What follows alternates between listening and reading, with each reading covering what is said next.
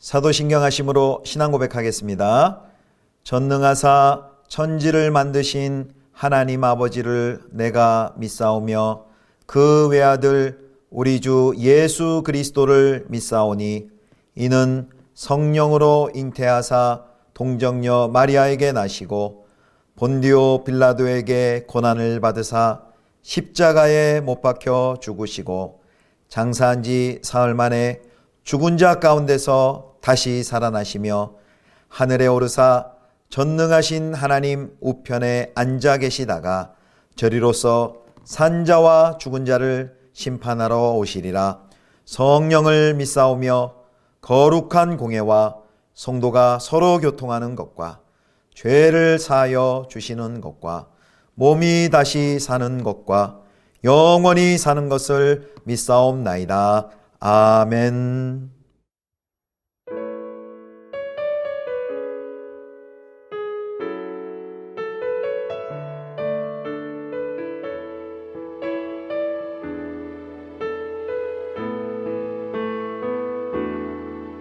주님 나를 택하사 잃어버린 자에게 아버지의 사랑을 나누게 하시네.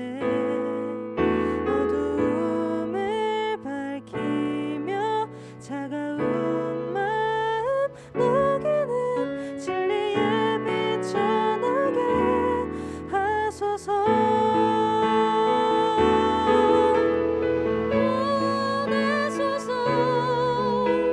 시련이 찾아올 때도 주님의 눈물 기억하게 하소서.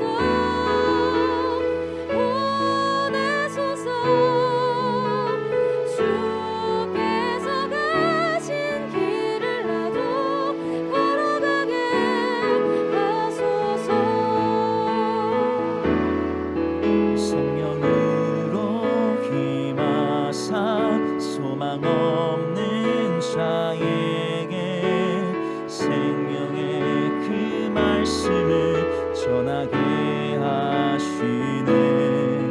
목자 없는 양같이 방황하는 저들에게 주의 사랑 전하게 하소서. 보내소서. 시련이 찾아올 때도 주님의 눈물 기억하게 하소서. 보내소서. 주께서 가신 길을 나도 걸어가게 하소서. 보내소서. 시련이 찾아올 때도 주님의 눈물 기억하게 하소서. 보내소서. 주께서 가신 길을 나도 걸어가게 하소서.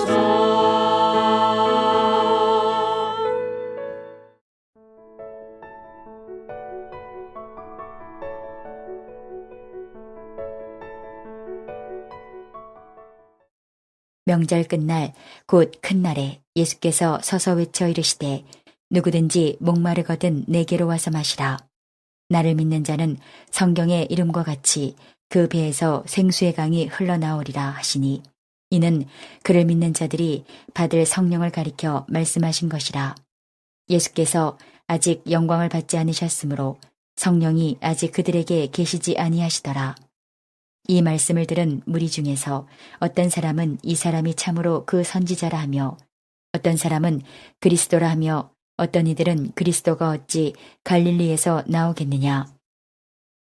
성경에 이르기를 그리스도는 다윗의 씨로 또 다윗이 살던 마을 베들레헴에서 나오리라 하지 아니하였느냐 하며 예수로 말미암아 무리 중에서 쟁론이 되니 그 중에는 그를 잡고자 하는 자들도 있으나 손을 대는 자가 없었더라. 아랫사람들이 대제사장들과 바리새인들에게로 오니 그들이 묻되 어찌하여 잡아오지 아니하였느냐. 아랫사람들이 대답하되 그 사람이 말하는 것처럼 말한 사람은 이때까지 없었나이다 하니 바리새인들이 대답하되 너희도 미혹되었느냐. 당국자들이나 바리새인 중에 그를 믿는 자가 있느냐. 율법을 알지 못하는 이 무리는 저주를 받은 자로다. 그 중에 한 사람 곧 전에 예수께 왔던 니고데모가 그들에게 말하되 우리 율법은 사람의 말을 듣고 그 행한 것을 알기 전에 심판하느냐. 그들이 대답하여 이르되 너도 갈릴리에서 왔느냐. 찾아보라. 갈릴리에서는 선지자가 나지 못하느니라 하였더라. 성도 여러분, 좋은 아침입니다. 오늘도 주님 안에서 은혜와 평강이 가득히 넘치기를 축복합니다. 오늘 매일 성경 본문 요한복음 7장 37절에서 52절까지의 말씀으로 무지와 편견이 가린 눈, 무지와 편견이 가린 눈이라는 제목으로 하나님 말씀 함께 묵상하겠습니다. 이제 시점이 초막절 끝부분으로 바뀝니다. 이제 계속 어제에 이어서 예수님과 유대인과의 논쟁이 계속됩니다. 오늘 7장 37절에 이렇게 시작하죠. 명절 끝날 곧 큰 날에 예수께서 서서 외쳐 이르시되 누구든지 목마르거든 내게로 와서 마시라. 아멘. 여기 명절 끝날 곧 큰 날은 이 초막절 절기를 말합니다. 이 초막절은 출애굽 광야에서의 천막 생활한 것을 기념하는 절기인데요. 시기적으로는 10월입니다. 이 절기 동안에 대제사장이 인도에서 매일 그 실로암 못에서 물을 떠다가 성전에 제단에 함께 부어드리는 그 일을 했습니다. 그렇게 했던 이유는 광야 생활 가운데 하나님께서 이스라엘 백성들에게 물을 공급해 주신 것을 기억하고 감사하기 위한 거였습니다. 그래서 이 초막절에는 이사야 12장 3절 말씀을 낭송했습니다. 너희가 기쁨으로 구원의 우물들에서 물을 기르리로다 라는 것을 낭송했고요. 그리고 이 초막절은 메시아를 통한 구원을 기대하는 절기였습니다. 아마 매일 물을 붓는 의식이 이제 7째 날까지 진행이 됐고 아마 예수님께서 이 말씀을 하신 것은 아마 8일째 이 물에 대해서 선포하지 않았을까 그렇게 생각이 됩니다. 명절 마지막 날에 예수님께서 일어서서 사람들에게 큰 소리로 외치셨습니다. 누구든지 목마르거든 내게로 와서 마시라. 나를 믿는 자는 성경에 이른과 같이 그 배에서 생수의 강이 흘러 나리라. 37절 38절까지 말씀하셨습니다. 이 말씀은 이사야 55장 1절의 말씀을 기억나게 합니다. 오라 너희 모든 목마른 자들아 물로 나아오라. 돈 없는 자도 오라. 너희는 와서 사 먹되 돈 없이 값없이 와서 포도주와 젖을 사라. 하나님께서 이스라엘 백성을 초대하는 그 이사야의 말씀을 연상케 하는 생각케 하는 예수님의 초대이십니다. 여기서 물은 예수님께서 이제 뒤에 이제 설명해 주셨죠. 39절에 보면 이 물은 예수 그리스도의 십자가와 부활 이후에 믿는 사람들이 성도들이 받을 성령을 가리킨다라고 말씀해 주셨습니다. 그래서 이 생수는 자신이 죽고 부활한 뒤에 예수 그리스도께서 보내실 보혜사 성령님을 가리키는 것입니다. 명절에 그 예루살렘에 모여있던 모든 유대인들이 바라던 구원의 그 약속이 바로 예수 그리스도를 통해 성취되고 있기에 자신을 믿고 하나님의 구원을 경험하라고 공개적으로 촉구하신 것입니다. 하나님께서 광야의 백성들에게 물을 주셨죠. 그리고 반석에서 물을 내신 것처럼 이제 믿음의 백성들에게 하나님께서 성령을 주셨습니다. 그래서 삶이 메마르고 목마름이 있을 때 누구든지 목마르거든 내게로 와서 마시라 라는 예수 그리스도의 초청을 기억하시면서 생수의 강물을 주시는 주님께 늘 나아가시는 성도님들 되시기를 축복합니다. 자, 예수님이 이렇게 생수의 강에 대한 선포를 하자 이것이 그 말을 듣던 종교 지도자들과 또 그 예루살렘 사람들에게 폭탄과 같은 역할을 했습니다. 예수님에 대해 이제 다시 또 논쟁이 시작이 되는데요. 먼저 이제 일반 사람들의 엇갈림 반응이 먼저 나옵니다. 40절 말씀을 참고하면 그 사람들 중에 어떤 사람들은 바로 그분이 신명기 18장 15절에 모세가 예언한 바로 그 선지자다. 그렇게 생각하는 사람들도 있고 또 어떤 사람들은 그리스도다라고 했습니다. 또 어떤 사람들은요. 미가서 5장 2절의 말씀을 기억하며 메시아는 베들레헴에서 나올 것이라는 예언을 내세우면서 예수님이 갈릴리 출신이기 때문에 메시아일 리가 없다라고 42절에 말합니다. 그러나 예수님이 다윗의 자손이자 또 예수님께서 베들레헴에서 태어나셨다는 사실을 그들은 잘 모르면서 오해하고 이런 논쟁을 일으키고 있는 것이죠. 또 예수님께 대해 부정적인 사람들 중에 어떤 사람들은 44절을 보면 예수님을 잡고자 하는 자들도 있었습니다. 자, 일반 사람들의 이런 반응이었고요. 그 다음에 또 42절부터는 종교 지도자들의 반응이 나옵니다. 자, 종교 지도자들의 상반된 반응이 기록이 되어 있는데요. 먼저 며칠 전에 예수님을 잡으라고 그 성전 수비대를 파견했던 일이 있었습니다. 그런데 그들이 빈손으로 돌아왔습니다.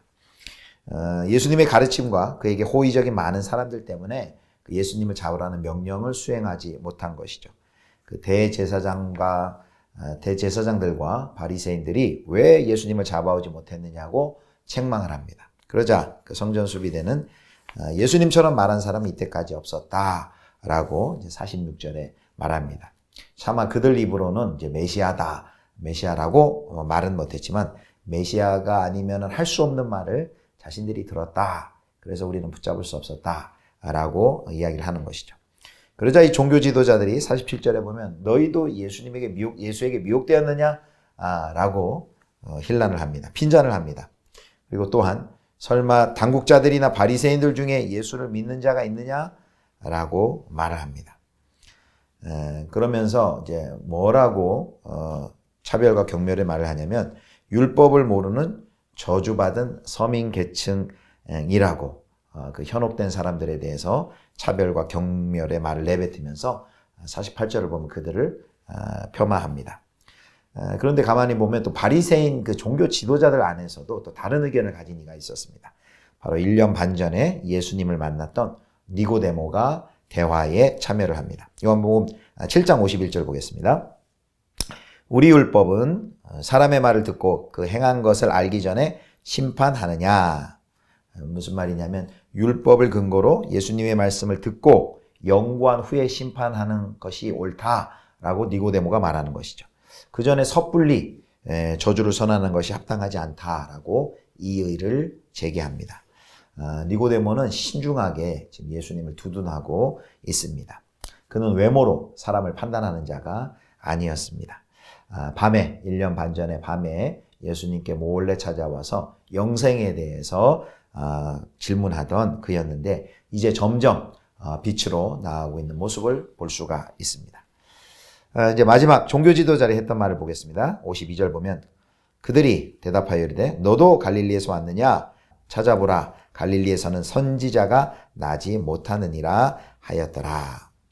이 종교 지도자들은 예수님이 갈릴리 출신이라 이미 그 갈릴리 출신 중에는 예언자가 나온 적이 없다. 예언자가 될 자격이 없으니 그의 말을 들을 필요가 없다라고 다시 반박합니다. 이거는 종교 지도자의 오해입니다.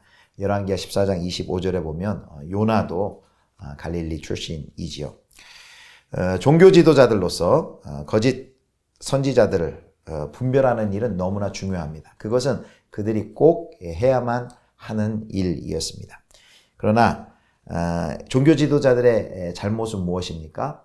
그 일을 마땅히 해야 하는데 그들이 그 일을 하는 중에 잘못을 범했는데 그게 뭐냐면 바로 니고데모가 말한 7장 51절에 나온 내용이죠. 니고데모가 그것을 아주 잘 지적을 했습니다. 예수님의 말을 잘 듣지도 않고 예수님을 따르는 사람들의 말을 귀담아 듣지도 않고 그들을 그냥 무지한 자들이다라고 책망을 한 것이죠. 그들은 자신들이 율법의 권위자라는 오만으로 더 이상 들으려고 하지 않았습니다. 또 더 이상 생각하려 하지 않았습니다. 자신들이 생각과 자신들의 선택만이 옳다고 주장하는 교만한 자들이었습니다. 그들은 편견에 사로잡혀 있었죠. 갈릴리에서는 선한 것이 나올 수 없다. 선지자가 나올 수 없다. 이런 편견에 사로잡혀 있었습니다. 나는 절대 틀릴 리가 없다. 우리는 절대 틀릴 리가 없다.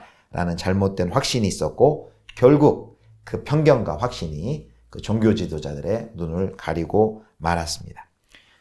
그래서 백성의 증언을 무시하고 예수님께 사형을 구형하려는 정작 그들이야말로 율법을 모르고 율법을 따르지 않는 무식한 자들이라고 할 수 있습니다.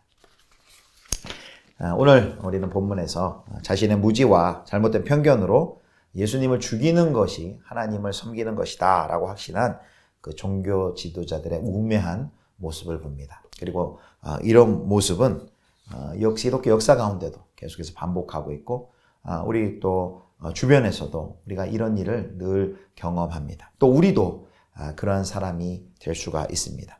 이런 나는 절대 틀릴 리가 없다라는 잘못된 확신과 편견으로 그것이 증오와 폭력으로 드러나는 일들이 기독교 역사 가운데서도 많이 있었습니다.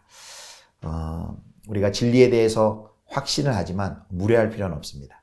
리차드 마오가 쓴 책에 무례한 기독교라는 그러한 책이 있는데 진리를 가지고 있을수록 더욱더 우리가 겸손한 태도가 필요합니다. 그래서 자기의 지식과 자기의 경험이 절대 옳다라는 잘못된 확신에 있는 것이 아니라 늘 하나님의 말씀 앞에 늘 겸손한 마음으로 말씀 앞에 나를 세우고 또 내가 대하는 많은 사람들을 향해서 그런 겸손한 마음으로 이 진리를 증거하시는 저와 여러분 되실 수 있기를 주님의 이름으로 축원합니다. 기도하겠습니다. 영원한 생수이신 하나님 아버지, 오늘도 성령을 통해 참 기쁨과 만족함을 누리게 하여 주시옵소서. 메마른 우리의 삶에 생수가 흘러넘쳐 풍성한 삶의 열매가 맺히게 하여 주옵소서. 내 지식과 경험을 절대시하고 잘못된 판단과 편견을 맹신하지 않게 하여 주시고 겸손한 마음으로 진리 앞에 서게 하여 주시고 또 사람들을 대할 수 있는 은혜를 허락하여 주옵소서. 우리 주 예수 그리스도의 이름으로 기도드립니다. 아멘. 주님 가르쳐 주신 기도하겠습니다. 하늘에 계신 우리 아버지여, 이름이 거룩히 여김을 받으시오며 나라의 임하옵시며 뜻이 하늘에서 이룬 것 같이 땅에서도 이루어지이다. 오늘날 우리에게 일용할 양식을 주옵시고 우리가 우리에게 죄 지은 자를 사하여 준 것 같이 우리 죄를 사하여 주옵시고 우리를 시험에 들게 하지 마옵시고 다만 악에서 구하옵소서. 대개 나라와 권세와 영광이 아버지께 영원히 있사옵나이다. 아멘.